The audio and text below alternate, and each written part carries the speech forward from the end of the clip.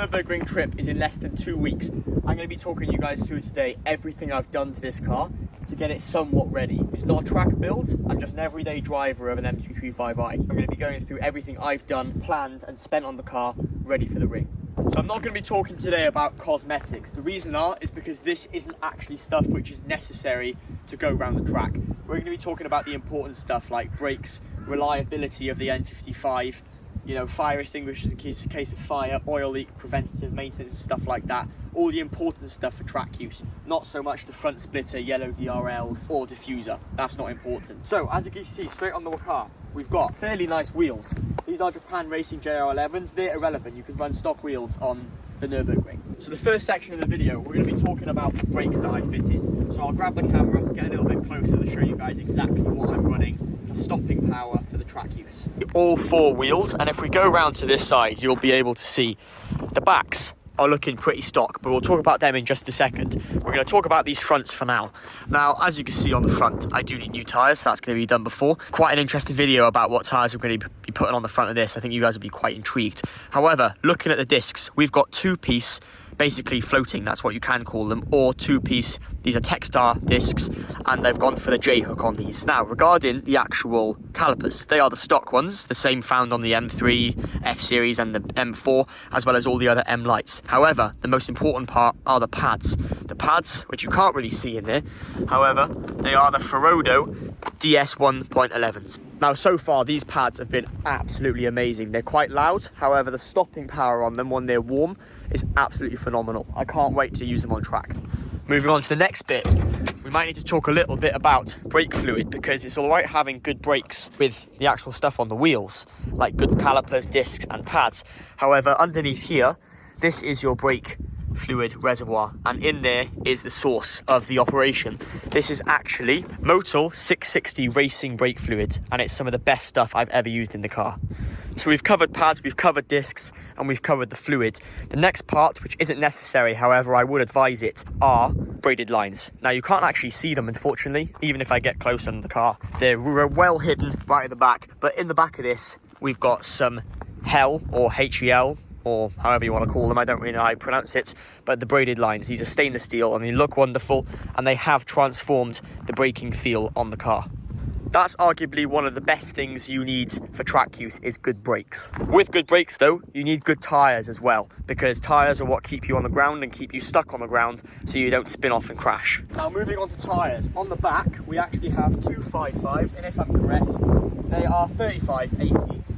And these are Falcon Azensis FK520s. Now, these tyres do not spin. I've tried to get the back lit up a little bit occasionally. They don't spin. Just because they're so much wider than the factory with these cars, the grip is phenomenal. The fronts still have loads of meat on them, so they're what I'm going to be running for the rear when I go round track. However, the front need a bit of love and they need changing before I go. I'm going to put on screen now the tyres that I'm getting. Might be a little bit controversial, but they've got really good reviews and my mate really recommends them. Another thing to notice, I've had the alignment done, and I don't know if you can really see, it doesn't really do it in person how wide the tyres are or the camber that's currently on these rear wheels, but from far out, I don't know if you can see there, you can kind of see that the camber on these is pretty severe and it's pretty much ready set up. However, if we look at the fronts, you'll be able to see the outside edges aren't the best and the inside definitely needs some love. That's definitely the next thing, tyres. Can't be going around track, and especially the Nürburgring with the fronts as they are. So obviously the ones I've put on screen are what I'm going to be getting. Let me know in the comment section down below if you ever run these and what your opinions are. We've talked loads about brakes, tyres, performance. Obviously we know what the car's running, it's got the MHD tunes. We'll be able to flash different tunes on the day from stock all the way up to stage 2 plus if we want to. The car has the full bolt-on supporting mods to be able to run that 420 horsepower mark. However, you might be asking reliability. Now this car has an N55, which some people argue is not a good engine. I would argue differently. However, been on the Nürburgring with it before, back when the car was pretty much stock. This time, we're not going with no baffle temp or nothing, and I'm not going to be going around like an idiot. I think people seem to think when I go on track with this car, I'm pushing it like a GT3 RS. I enjoy the straights, I enjoy the corners, but I'm not sending it round, pulling high Gs, expecting this to handle like a Porsche. I'm not. I'm just going there purely for the fun, and I won't be going on track that much. I've got other mates who have got more track focused cars, and that's where the attention's going to go. However, regarding the reliability, I'm bringing some spare oil, obviously, a few bits of toolkits and stuff in the back in case of any issues, and just going to make sure the oil is always topped up and that the car's warmed up the temperature before I start pushing it harder. We've got like the air filter, all the other bolt-on mods, like a 5-inch depth intercooler, which changed the air intake temps dramatically. That was one of the best things. Charge pipes done, pretty much engine is ready to go. It's recently just had a brand new rocker cover and gasket, so there's no leaks there as well. The best part about this trip is just to have fun with your mates. Now, you can take a car like this, or you can take a Renault Clio, like a bog standard car that you see in everyday traffic. The best part about the Nürburgring is just making sure that if you're going to go on track, there's quite large fees if you damage the barriers and if you have to get recovered and stuff like that. So my advice would be, just don't push the car beyond its limits. Make sure it's safe to take round, you have good tyres, good brakes and stuff like that, and just enjoy it. Like, that's the best thing. We're going to be going out having a blast and enjoying the cars and not pushing them further than what they're capable of. My mate, one of them, has a brand new G80 M3 comp, which is like a super car basically for that, and it just belongs at the Nürburgring. The other one has an F80 series M4, which is another capable car.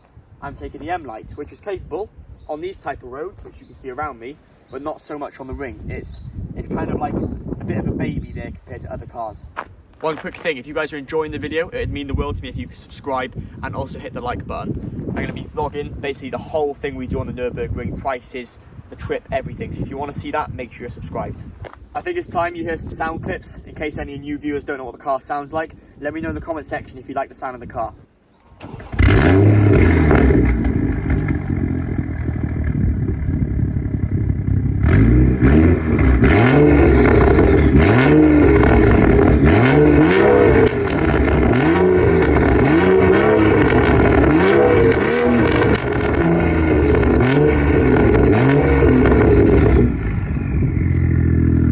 At the moment, the car's sounding really good, really happy with how it sounds. Everything's performing absolutely perfectly on it. Really looking forward to the trip. Not too sure if I'll get kicked off with the lap because the car is quite loud. If you don't know as well, make sure to follow the Instagram and the TikTok. Same name as the channel, so if you want to see more content of like shorts and stuff like that, be sure to check it out. Let me know in the comment section if you guys have been to the Nürburgring before.